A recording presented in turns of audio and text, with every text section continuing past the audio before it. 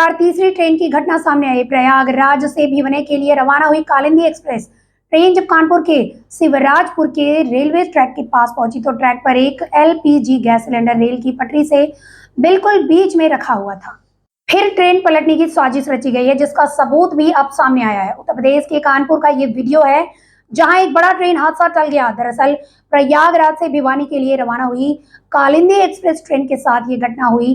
Train जब कानपुर के शिवराजपुर के रेलवे ट्रैक के पास पहुंची तो वहां ड्राइवर को पटरी पर सिलेंडर रखा दिया। इसके बाद इसमें इमरजेंसी ब्रेक लगा दी। फिर क्या हुआ देखिए। सूरत के लालगेट इलाके के सैयदपुरा क्षेत्र में गणेश उत्सव के दौरान एक बड़ी घटना सामने आई है। यहाँ एक गणेश पंडाल पर पथराव की घटना से इलाके में तनाव फैल गया। इस घटना के बाद स्थानीय हिंदू समुदाय में भारी आक्रोश देखा गया, जिसके बाद सैकड़ों लोग विरोध जताने के लिए सैयदपुरा पुलिस थाने के बाहर जमा हो गए। तनाव को देखते हुए मौके पर स्थानीय विधायक भी पहुंचे और स्थिति को नियंत्रित करने की कोशिश की गई। छत्तीसगढ़ के कोंडागांव जिले में भारी बारिश के बीच शराबी का है वोल्टेज ड्रामा। नशे में धुत युवक नेशनल हाईवे 30 के बीच लेट गया। शराबी को नियंत्रित करने पुलिस को करनी पड़ी भारी मशक्कत। सड़क से उठाकर लाते ही वापस सड़क पर लेट जाता था युवक। हाई वोल्टेज ड्रामा के दौरान सड़क पर रुकी रही गाड़ियां। आखिरकार पुलिस जवान शराबी को ले गए अपने साथ। वक्त रहते टला बड़ा हादसा। शराबी का वीडियो सोशल मीडिया पर हुआ वायरल। हरियाणा चुनाव का बिगुल बज चुका है। भाजपा की पहले लिस्ट आने के बाद कई बड़े बड़े नेता नाराज हो गए हैं। इसी बीच भाजपा को एक और झटका लग सकता है। जाने माने गायक कन्हैया मित्तल कांग्रेस में शामिल हो सकते हैं। उनका एक वीडियो सोशल मीडिया में जमकर वायरल हो रहा है। बातचीत में उन्होंने खुद इस बात का खुलासा किया है।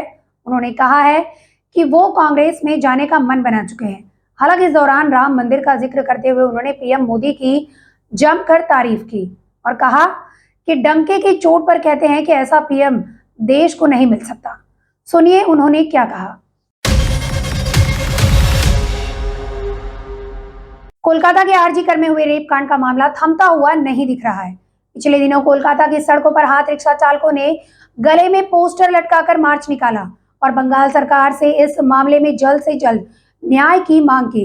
इस दौरान सड़कों पर जमकर हंगामा भी देखने को मिला है। कांग्रेस ने हरियाणा विधानसभा चुनाव के लिए अपने उम्मीदवारों की दूसरी लिस्ट जारी कर दी है। इस लिस्ट में 9 उम्मीदवारों के नामों का ऐलान किया गया है। पार्टी ने इससे पहले 32 उम्मीदवारों की पहली लिस्ट जारी की थी। इसमें पूर्व मुख्यमंत्री भूपेंद्र सिंह हुड्डा और पहलवान विनेश फोगाट का नाम भी शामिल था। हरियाणा में 5 अक्टूबर को होने वाले विधानसभा चुनाव के लिए नामांकन दाखिल करने की आखिरी तारीख 12 सितंबर है। चुनाव के नतीजे 8 अक्टूबर को घोषित किए जाएंगे। दिल्ली के नाइट क्लब में 5 सितंबर की रात को फायरिंग हो गई। एक बदमाश ने वहां लोगों को बंदूक की नोक के दम पर धमकाया और उनकी बात को मानने के लिए मजबूर किया। यह घटना 5 सितंबर की रात करीब 11:45 पर हुई।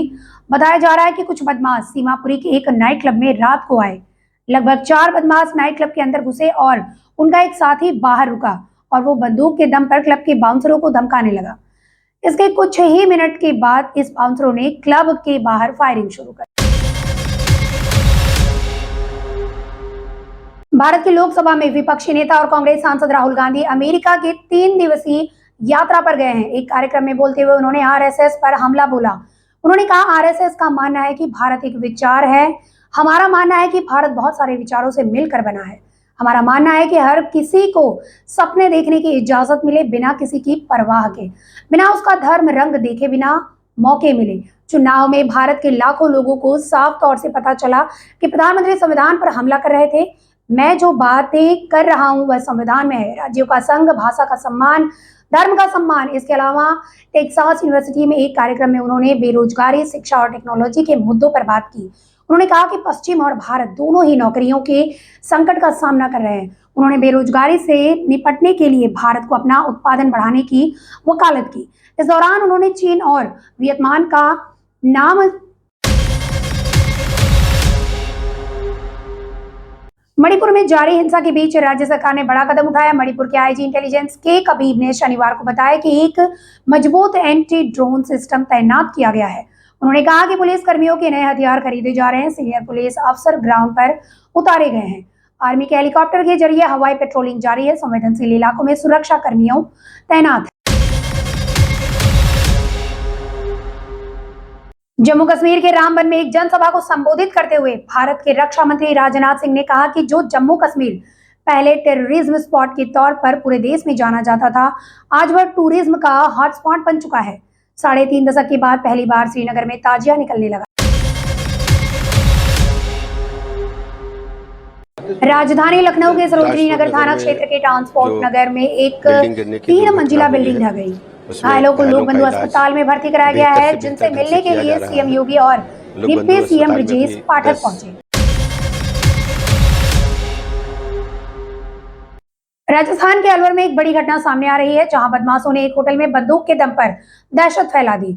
उन्होंने होटल में खूब उत्पात मचाया, होटल के अंदर ही अंधाधुंध फायरिंग कर दी, जिससे होटल के शीशे भी चटक गए। गनीमत रही कि होटल में किसी भी कर्मचारी या किसी भी शख्स की जान को कोई नुकसान नहीं हुआ। नदी से गुजरते समय पानी का बहाव बढ़ते ही कार बही। कार में सवार दंपत्ति जान बचाने के लिए कार पर चढ़ गए।